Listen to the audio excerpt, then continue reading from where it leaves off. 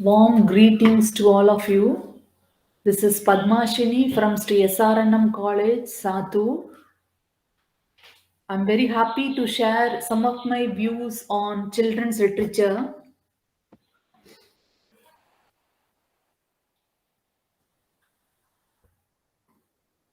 We are going to see the definition of children's literature.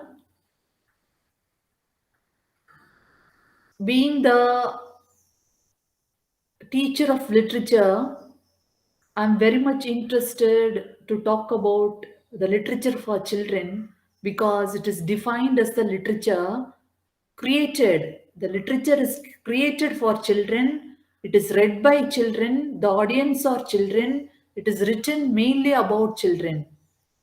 Traditionally, the children's literature is defined through oral tradition. Orally, it had been transmitted. There are no written evidence for the literature for children.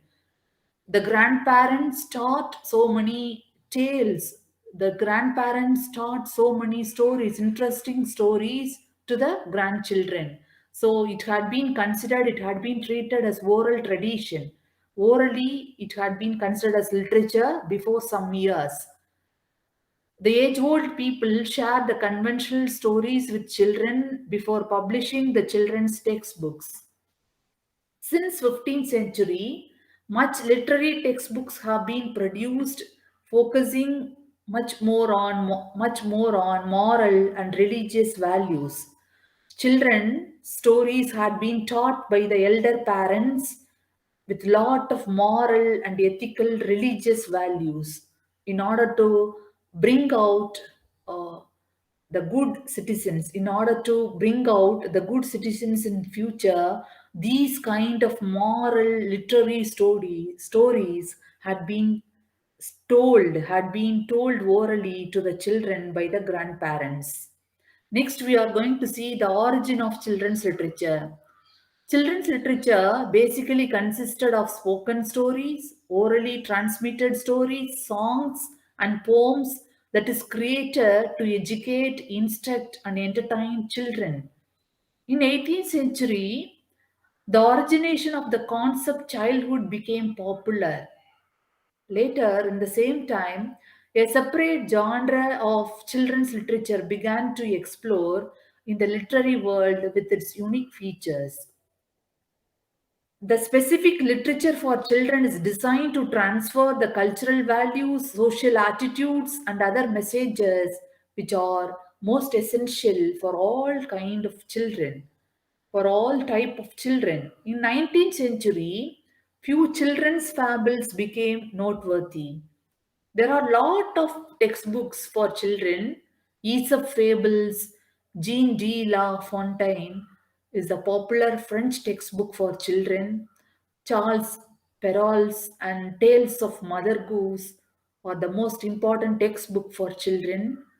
The popularity of these textbooks has brought fantasy and fairy tales for children, which consisted mainly of magical objects and talking animals amidst the children's group. John Bunyan is a popular writer for children's literature. He had published The Pilgrim's Progress, the most important work which had been published by John Bunyan is The Pilgrim Progress is the modernized children's textbook. The modern children's book emerged in mid 18th century in England. Mary Cooper, he is also the another popular writer in children's literature, published a collection of rhyming book, a nursery rhyming book for children in the name Tommy Thumb's Pretty Song Book. Okay. Then John Newbery, he's a pioneer of children's light writer. He's considered as the most important writer in children's literature. He had published the most important textbook, A Little Pretty Pocket Book. Then the Indian children's literature.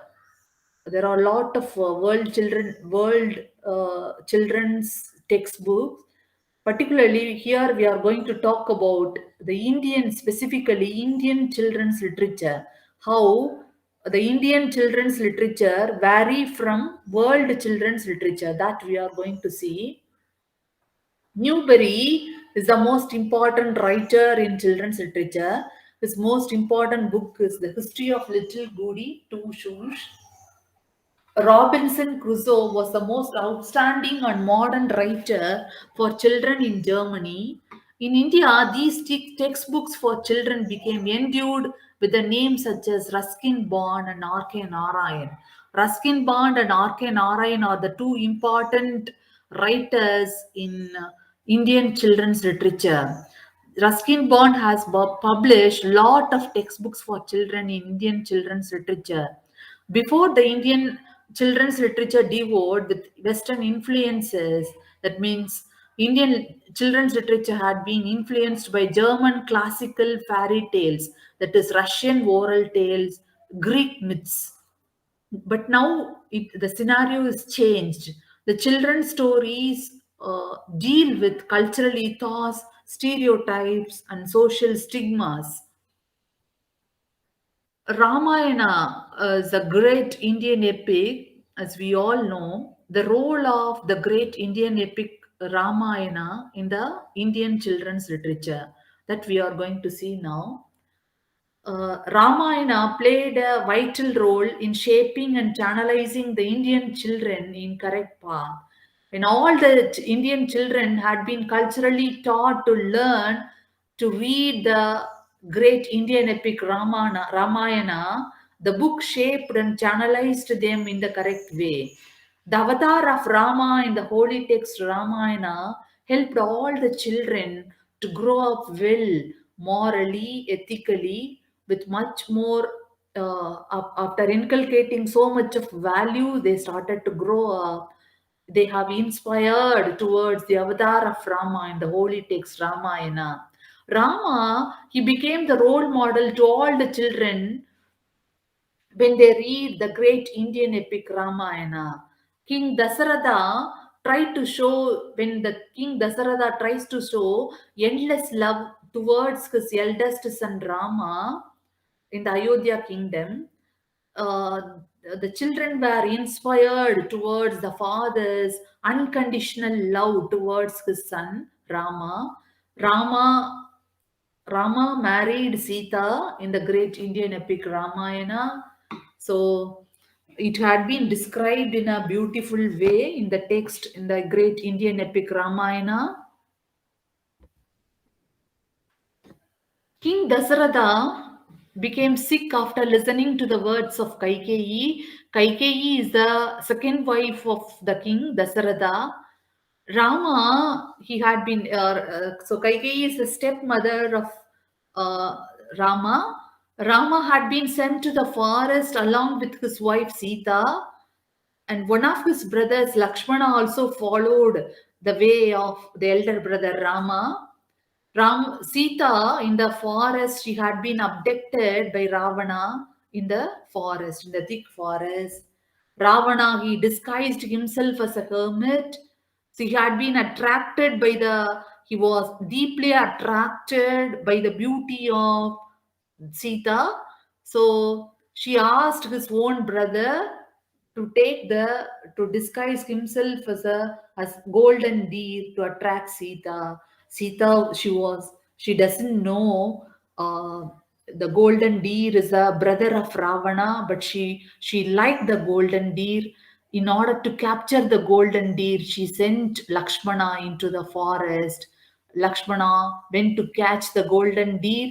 That time, Ravana, he entered the hut when Sita was all alone in the forest hut. Ravana immediately captured Sita, and he had taken Sita into Lanka, into his Lanka palace.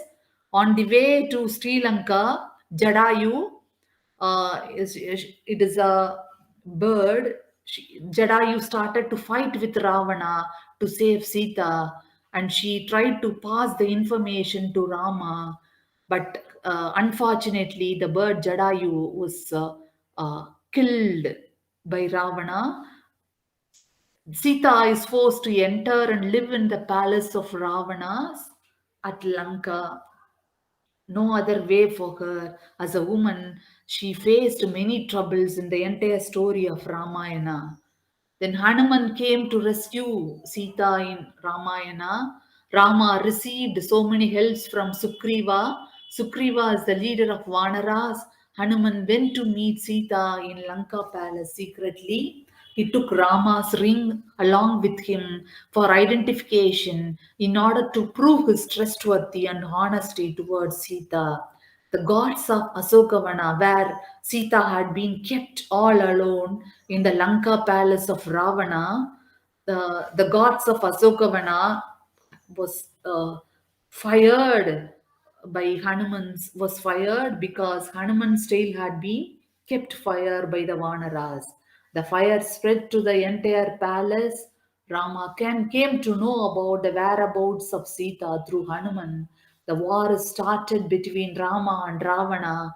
Vanaras, they started to construct a bridge across the ocean to reach Lanka. They helped Rama in all the way to participate in the battle against Ravana.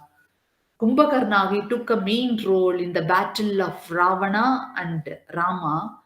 Kumbhakarna is a brother of Ravana. He used to be awake all 6 months and he used to sleep for another 6 months. That is a speciality of Kumbhakarna. Ravana took all the efforts to wake up Kumbhakarna.